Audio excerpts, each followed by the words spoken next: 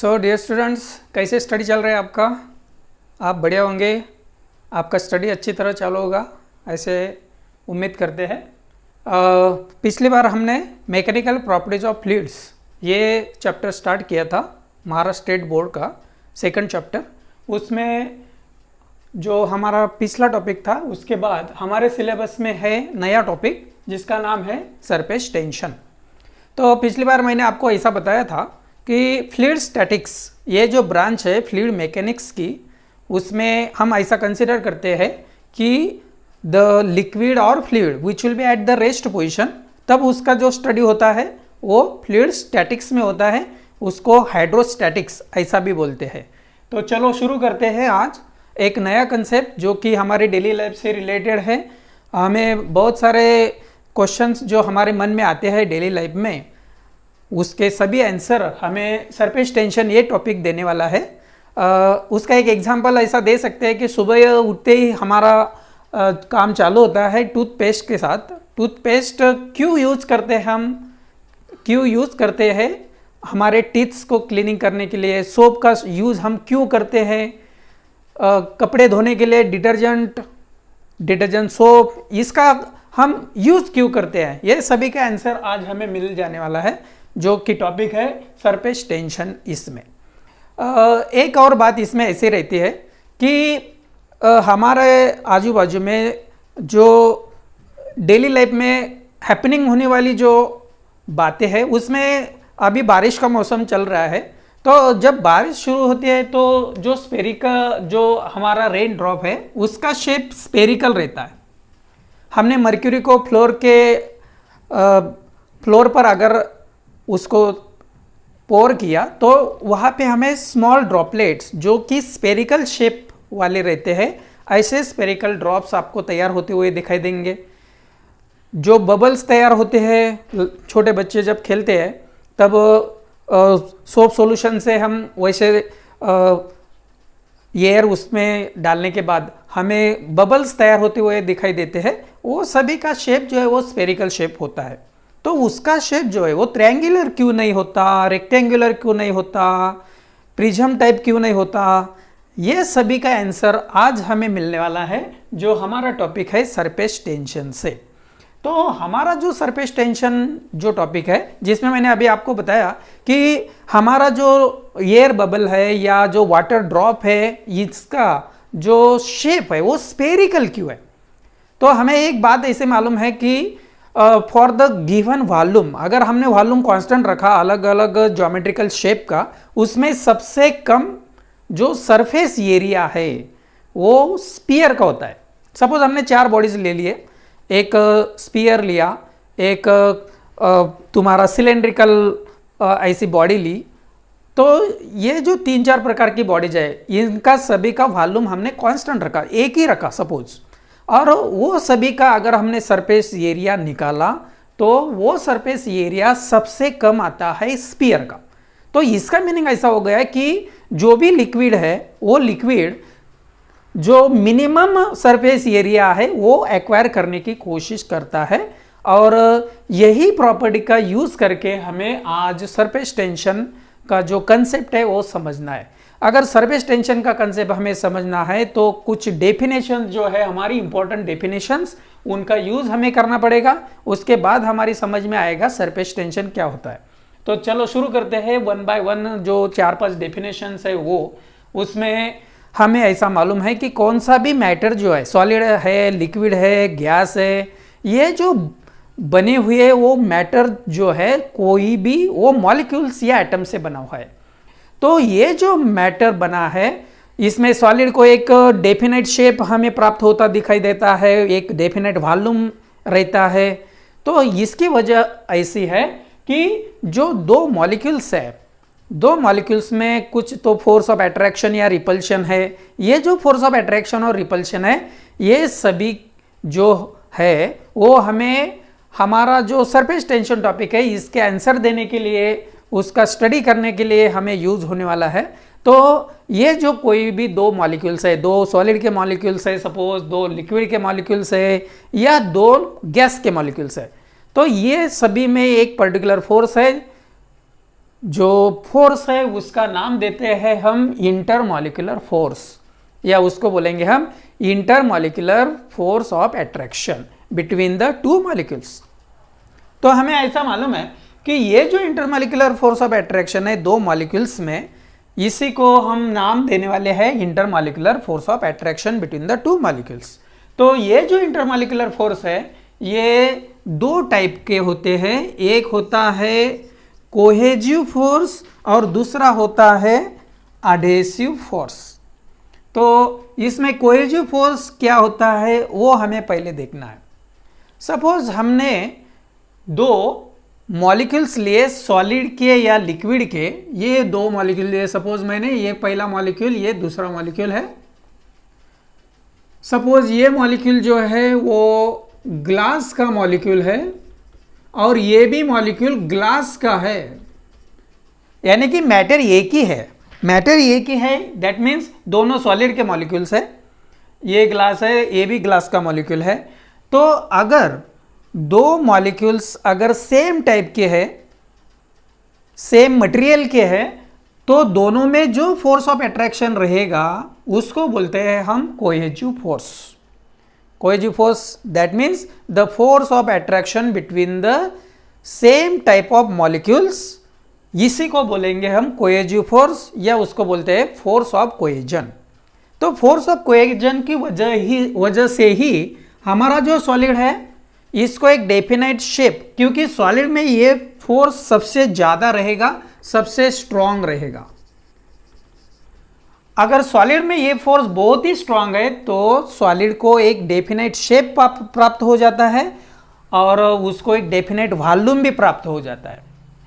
As compared to the solids, these liquids having the force, जो आपका cohesive force है वो लिक्विड मॉलिक्यूल्स में इससे थोड़ा कम रहेगा, लेस रहेगा थोड़ा। तो लिक्विड्स को एक डेफिनेट शेप, तो लिक्विड को एक डेफिनेट वॉल्यूम तो प्राप्त हो जाएगा, लेकिन उसको एक डेफिनेट शेप प्राप्त नहीं होगा, क्योंकि मॉलिक्यूल्स में जो फोर्स है वो थोड़ा वीक है as compared to the solids.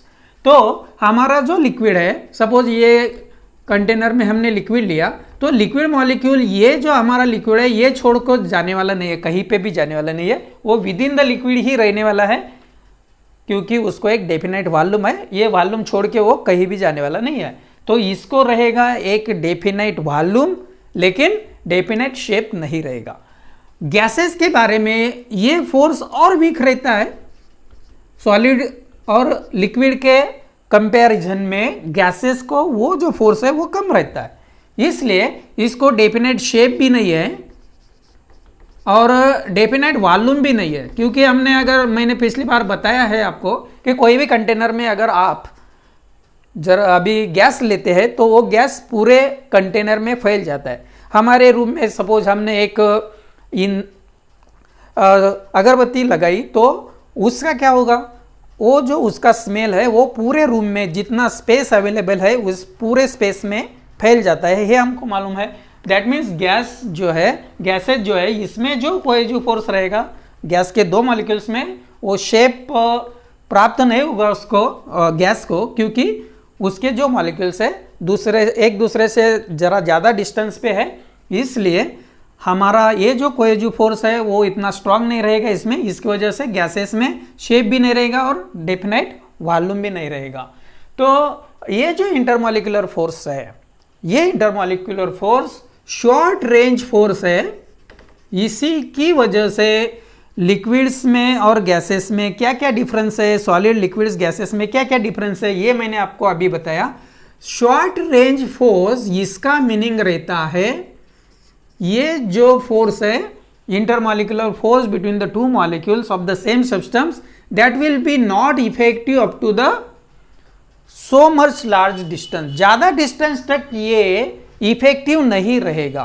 कितने डिस्टेंस तक ये इफेक्टिव रहेगा?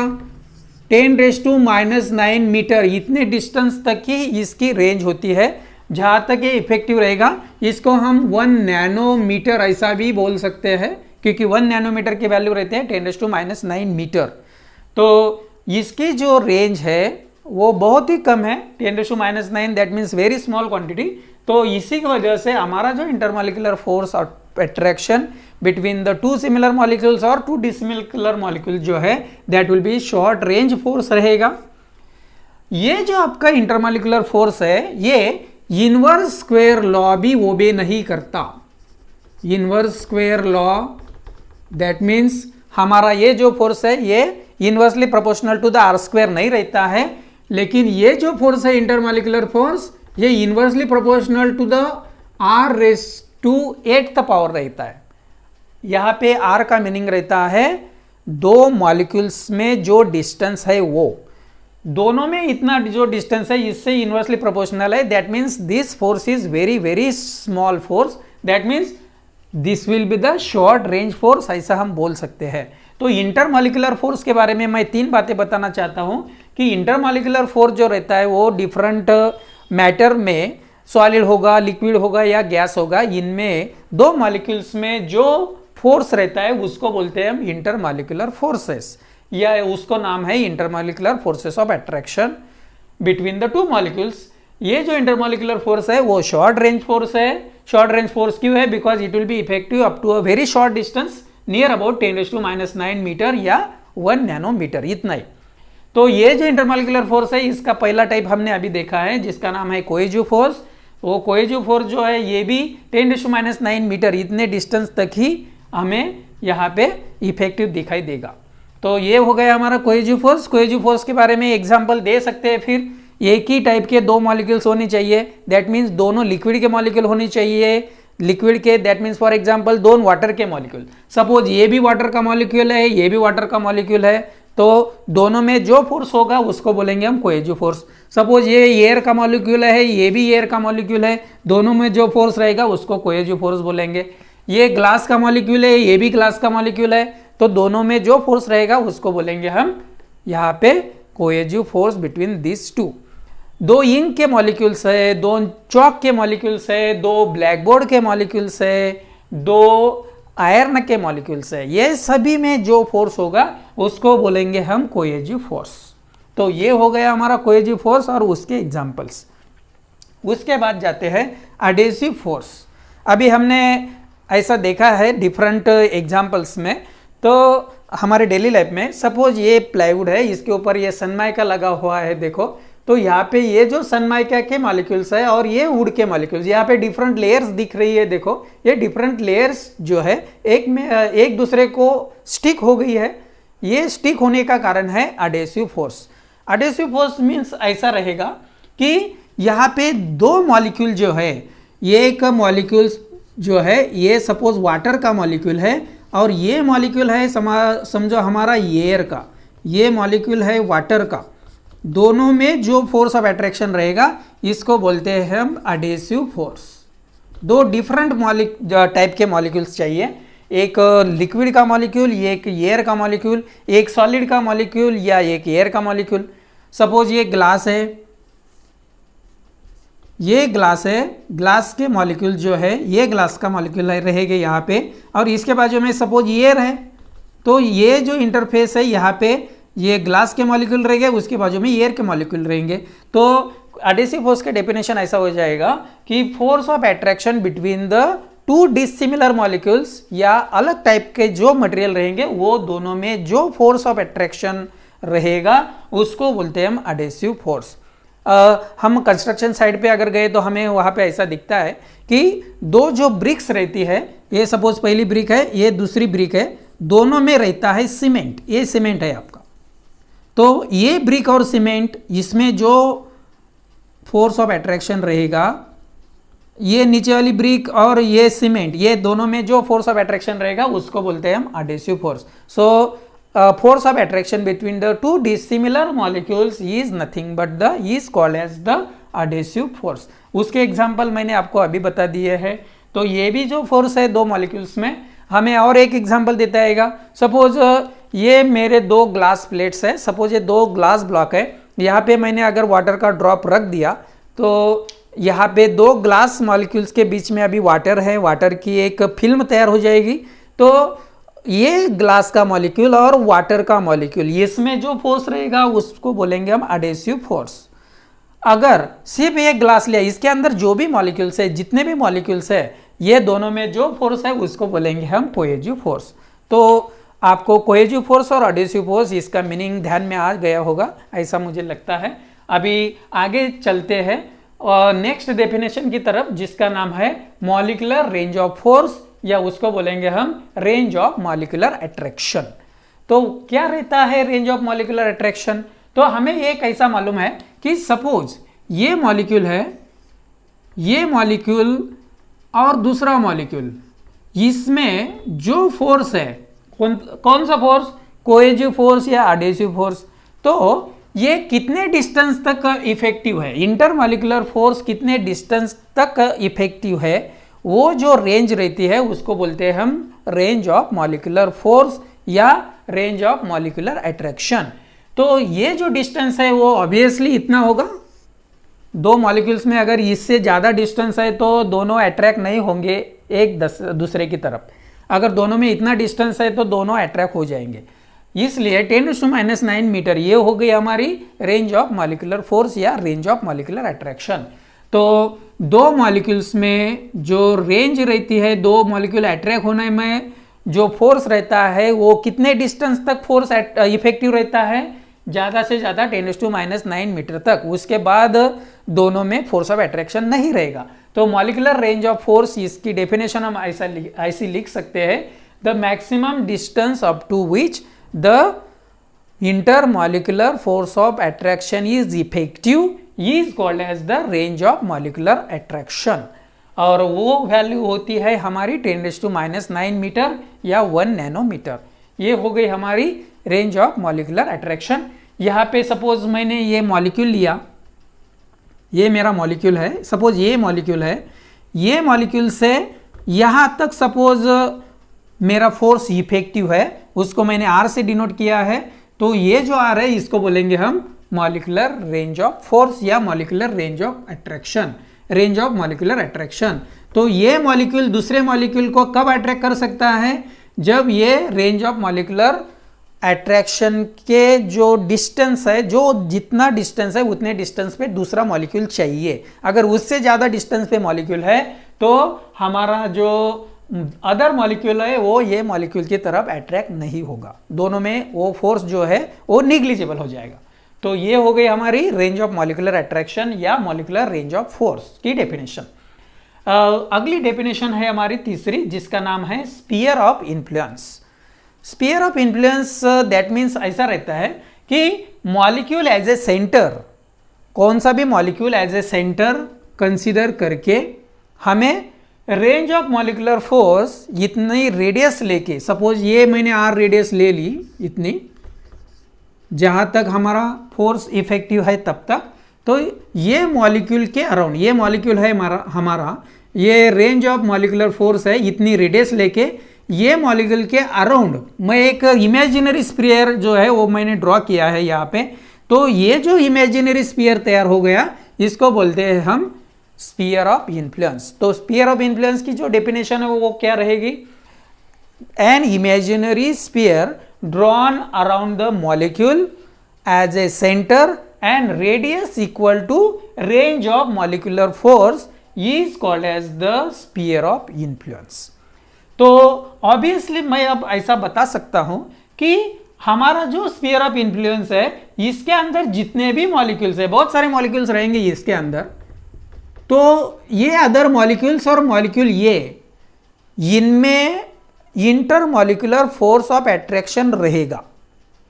क्योंकि हमें मालूम है कि ये जो मॉलिक्यूल है ये दूसरे मॉलिक्यूल की कब अट्रैक्ट कर सकता है? जब वो R से कम डिस्टेंस पे है तब। तो ये जो सारे मॉलिक्यूल्स है ये स्फीयर ऑफ इन्फ्लुएंस के अंदर ये R से कम डिस्टेंस पे है, इसलिए ये जो हमारा ये मॉलिक्यूल है ये सभी मॉलिक्यूल्स को अट्रैक्ट कर सकता है उसकी तरफ।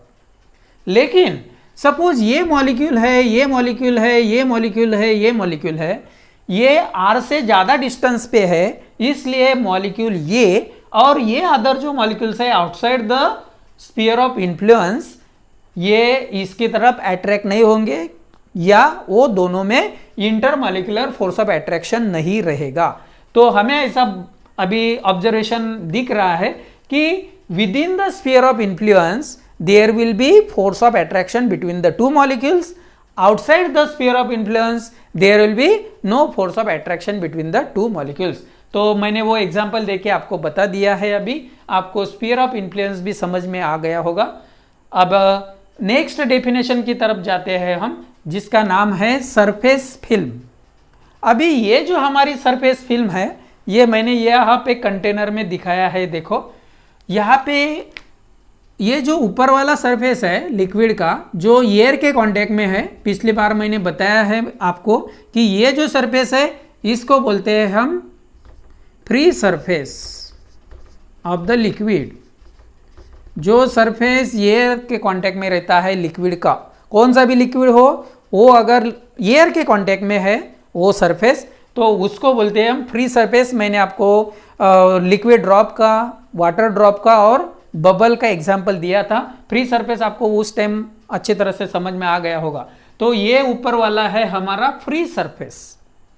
ये फ्री सरफेस से आर इतने डिस्टेंस तक, ये हमारा आर डिस्टेंस है, देखो इतना, ये जो डिस्टेंस है, ये दोनों प्लेन्स में जो डिस्टेंस है वो आर है। तो यहाँ पे एक capital R, that means molecular range of attraction, जितनी थिकनेस वाला एक सरफेस तैयार हो गया।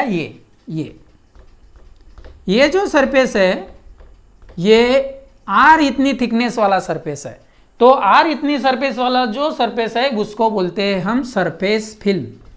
तो सरफेस फिल्म का मीनिंग ऐसा रहेगा, ऐसी फिल्म जिसकी थिकनेस रहती है रेंज ऑफ मॉलिक्यूलर अट्रैक्शन इतनी। सपोज ऊपर के सरफेस को मैंने एक्स वाई ऐसा नाम दे दिया और नीचे के सरफेस को नाम दिया मैंने एक्स डैश वाई डैश। तो यहाँ पे ये जो फिल्म तैयार हो गई, जिसका रीडिंग मैं ऐसा करूंगा X Y Y dash X dash, ये जो थिकनेस वाला पार्ट तैयार हो गया, इसका नाम रहता है सरफेस फिल्म, जो कि एयर के कांटेक्ट में है। देखो surface film that is very very thin, because R की वैल्यू बहुत ही स्मॉल है, 10⁻⁹ इतनी है, इसलिए this is very very thin film, और उसी को बोलते हैं हम सरफेस फिल्म, लिक्विड की सरफेस फिल्म। अब लास्ट डेफिनेशन जो है हमारी ऑलरेडी हो चुकी है, जिसका नाम है free surface of a liquid. Free surface of a liquid के बारे में दो बातें आपको ध्यान में रखनी है।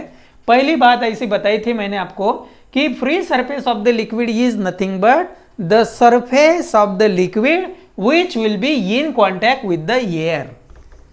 तो ऊपर वाला जो सरफेस है हमारा एक्स वाई जो दिख रहा है फिगर में, वो है हमारा free surface, because this free surface of the liquid, suppose ये वाटर है, तो वाटर का ये सबसे ऊपर वाला जो सरफेस है एक्स वाई से दिखाया हुआ, ये एयर के कांटेक्ट में है, इसलिए उसको बोलेंगे हम फ्री सरफेस। अगर मैंने सपोज यहाँ पे एक सरफेस ऐसा लिया, ये इसको फ्री सरफेस नहीं बोलेंगे हम, क्योंकि दोनों साइड को लिक्विड है यहाँ पे, इसलिए इसको फ्री सरफेस नहीं बोल सकते। इधर के साइड में हमने अगर देखा तो ये साइड में, एक साइड में लिक्विड है, एक साइड में सॉलिड है। सपोज ग्लास कंटेनर में आपने लिक्विड लिया है तो एयर नहीं है, लिक्विड सरफेस जो है वो एयर के कांटेक्ट में नहीं है, यहाँ पे सॉलिड के कांटेक्ट में है, इसलिए ये सरफेस को भी हम फ्री सरफेस नहीं बोलेंगे। फ्री सरफेस किसी को बोलना है, आपको किसको बोलना है? सिर्फ जो surface in contact with air है उसको। तो ये हो गया हमारा free surface of the liquid. ये जो फ्री सरफेस रहता है, इसका जो शेयर स्ट्रेस है, इसकी वैल्यू रहती है 0। सपोज हमने यहाँ पे शेयर स्ट्रेस अप्लाई किया, तो ये जो लिक्विड सरफेस है इसको अपोज नहीं करने वाला है। स्टार्टिंग के इंट्रोडक्शन के टॉपिक में मैंने आपको बताया है ये। तो इसका जो शेयरिंग स्ट्रेस है या शेयर स्ट्रेस है, इसकी वैल्यू रहती है 0। तो फ्री सरफेस उसी को बोलते हैं हम जिसका शेयर स्ट्रेस 0 होता है, उसको बोलेंगे free surface of a liquid. ये पहली डेफिनेशन हो गई। नेक्स्ट डेफिनेशन जो सिंपल है, जो मैंने आपको बताई है कि कौन सा भी लिक्विड का सरफेस जो कि इन कांटेक्ट विथ एयर है, इसको बोलते हैं हम free surface of a liquid. तो ऐसा रहेगा, ये अगर वाटर का सरफेस है और उसके ऊपर एयर है, तो यहाँ पे ये हो गया तुम्हारा free surface of a liquid. तो आज हमने 5 जो अलग अलग डेफिनेशंस देखी है in order to understand the surface tension. वो है हमारी पहली डेफिनेशन, इंटरमॉलिक्यूलर फोर्सेस का मीनिंग। इंटरमॉलिक्यूलर फोर्सेस के दो टाइप्स रहते हैं, एक रहता है कोएजिव फोर्स, दूसरा रहता है एडिसिव फोर्स। वो भी एग्जाम्पल के साथ आपको मैंने एक्सप्लेन कर दिया है। उसके बाद रेंज ऑफ मॉलिक्यूलर फोर्स या मॉलिक्यूलर रेंज ऑफ फोर्स, या उसका नाम है रेंज ऑफ मॉलिक्यूलर अट्रैक्शन, जिसको हम कैपिटल आर से यहाँ पे दिखा रहे हैं। उसका भी हमने यहाँ पे जिक्र किया है, मॉलिक्यूलर रेंज। दैट मीन्स अपना जो इंटरमॉलिक्यूलर फोर्स ऑफ अट्रैक्शन है बिटवीन द टू मॉलिक्यूल्स, ये एक पर्टिकुलर डिस्टेंस तक ही इफेक्टिव रहता है, उसके बाद वो इनइफेक्टिव हो जाता है। दैट मीन्स निग्लिजिबल हो जाता है। दैट मीन्स दो मॉलिक्यूल में अट्रैक्शन नहीं रहता है, वो रेंज को बोलते हैं हम मॉलिक्यूलर रेंज ऑफ फोर्स। उसके बाद स्फीयर ऑफ इन्फ्लुएंस मैंने बताया, ये बहुत इंपॉर्टेंट थिंग है ये चैप्टर में, क्योंकि अगले जो टॉपिक्स है हमारे वो स्फीयर ऑफ इन्फ्लुएंस से रिलेटेड है। ये भी हमें आपको अभी एक ध्यान में रखना है कि स्फीयर ऑफ इन्फ्लुएंस का मीनिंग रहता है कि मॉलिक्यूल एज ए सेंटर, और उस सेंटर कंसिडर करके, मॉलिक्यूल को सेंटर कंसिडर करके वो मॉलिक्यूल के अराउंड एक स्फीयर हमें निकालना है। कितना बड़ा स्फीयर निकालना है कि जिसकी रेडियस एग्जैक्टली रहेगी मॉलिक्यूलर रेंज ऑफ फोर्स इतनी रेडियस लेके molecule as a centre. Suppose मेरे पास यहाँ पे ये कर्कटक है, तो ये मैं यहाँ पे रखूँगा, ये मॉलिक्यूल के ऊपर मैंने रखा, और दूसरा पॉइंट इतने डिस्टेंस पे रखूँगा 10⁻⁹। दैट मीन्स मॉलिक्यूलर रेंज इतने डिस्टेंस पे, ये मॉलिक्यूल के अराउंड में एक स्फीयर ड्रॉन किया। ये इमेजिनरी स्फीयर है, वो हमें मान लेना है इमेजिनरी है। वो जो इमेजिनरी स्फीयर तैयार होगा उसका नाम है स्फीयर ऑफ इन्फ्लुएंस। और एक बात इंपॉर्टेंट है, स्फीयर ऑफ इन्फ्लुएंस के अंदर जितने भी मॉलिक्यूल्स है, वो मॉलिक्यूल्स और मॉलिक्यूल ये जिसके अराउंड हमने ये स्फीयर निकाला है, वो मॉलिक्यूल के दरमियान हमारा इंटरमॉलिक्यूलर फोर्स रहेगा, इंटरमॉलिक्यूलर फोर्स ऑफ अट्रैक्शन रहेगा।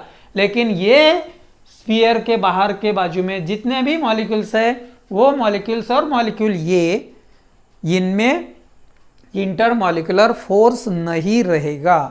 तो ये बात आपको ध्यान में रखना है कि अपना जो स्फीयर ऑफ इन्फ्लुएंस है, इसके अंदर वाले बाजू में ही इंटरमॉलिक्यूलर फोर्स रहेगा डिफरेंट मॉलिक्यूल्स में, लेकिन आउटसाइड मॉलिक्यूल और अंदर जो मॉलिक्यूल्स है, जो मॉलिक्यूल के अराउंड हमने ये स्फीयर निकाला है, उनमें वो फोर्स नहीं रहेगा।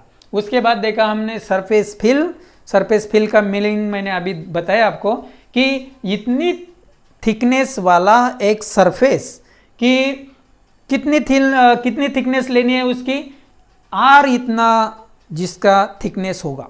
यहाँ पे ये जो दो लाइंस हमने दो प्लेन्स दिखाए हैं यहाँ पे, ये दोनों प्लेन्स में कैपिटल आर, दैट मीन्स इतना डिस्टेंस है, तो वहाँ पे एक फिल्म तैयार हो जाएगी। तो उसको बोलते हैं हम फ्री सरफेस ऑफ द उसको बोलते हैं हम surface film. Surface film means the film which is having the thickness which is equal to molecular range of force। molecular range of force इतनी thickness वाला लिक्विड का जो सरफेस रहेगा उसको बोलेंगे हम सरफेस फिल्म। ये सरफेस के यहाँ पे रहेगी, अंदर नहीं ले सकते उसको, हम अंदर भी ले सकते हैं लेकिन यहाँ पे हमको सरफेस फिल्म लेना है। तो यहाँ पे ये जो हमारा सरफेस है, यहाँ पे हमने उसको लिया, ठीक है। उसके बाद हमने देखा free surface of a liquid. उसका मीनिंग आपको बहुत अच्छी तरह मैंने समझा के दिया है, क्योंकि ये बहुत ही इंपॉर्टेंट चीज है ये चैप्टर के लिए। ये प्रॉपर्टी की वजह से, फ्री सरफेस और लिक्विड को होने की वजह से, फ्लूइड्स के होने की वजह से ये पूरा हमारा मामला तैयार हो जाएगा। सरफेस टेंशन जो है वो ये थिंग पे बहुत ही डिपेंड करता है, क्योंकि गैसेस को ये फ्री सरफेस नहीं रहता है। हमने ये पिछले लेक्चर में देखा है, ये सिर्फ लिक्विड्स को रहता है। इसलिए this is very important property जो है हमारी फ्लूइड्स की, जिसकी वजह से हम फ्लूइड स्टैटिक्स और फ्लूइड मैकेनिक्स, ये दो टॉपिक्स पढ़ने, फ्लूइड स्टैटिक्स और जब फ्लूइड इन मोशन रहता है वो, ये दोनों भी टॉपिक जो है वो हमारे आ जाएंगे। ये प्रॉपर्टी जो है that is very important property of the liquids which are having the free surface. तो आज इतना ही हम लेते हैं। इसके बाद का जो टॉपिक है जिसका नाम है molecular theory of the surface tension, वो हम लेते हैं नेक्स्ट लेक्चर में। Thank you.